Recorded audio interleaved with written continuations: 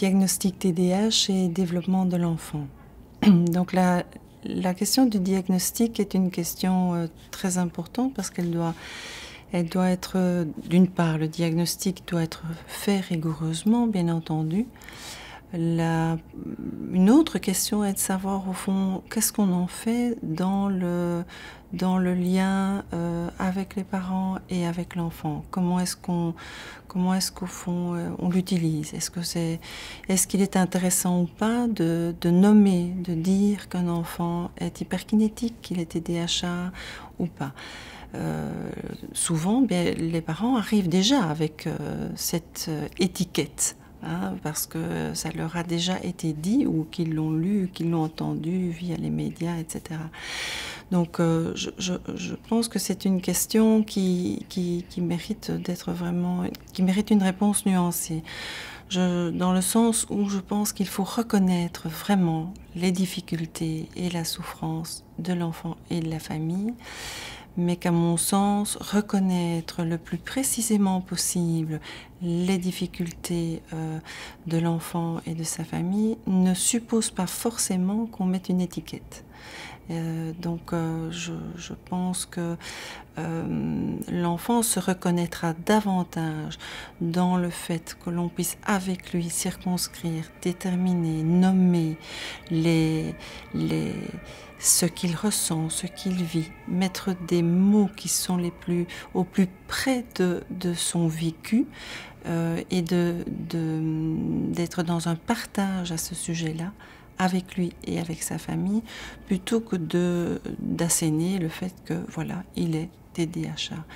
Il est vrai que pour certaines familles, il est nécessaire, il sera important à certains moments que ça puisse être dit. À un moment donné, dans le parcours avec la famille, voilà, on sent que c'est nécessaire que ça puisse être dit pour la famille. Et à ce moment-là, voilà, ça se parle, ça se travaille, les familles posent des questions. On entend que c'est nécessaire que le professionnel se positionne et en dise quelque chose. Une fois de plus, je pense que est-ce qu'il y a une possibilité de dire oui ou non? Est-ce qu'on est tout à fait un TDAH? Est-ce qu'on se résume à être un TDAH? Je ne pense pas. Donc je crois qu'on se doit toujours d'abord avoir en tête qu'on a un enfant, des parents, des sujets face à soi, et que, il souffre de certains symptômes, voilà, que certains appellent du TDAH, oui. Ou autrement d'ailleurs, parce que ça porte plusieurs noms.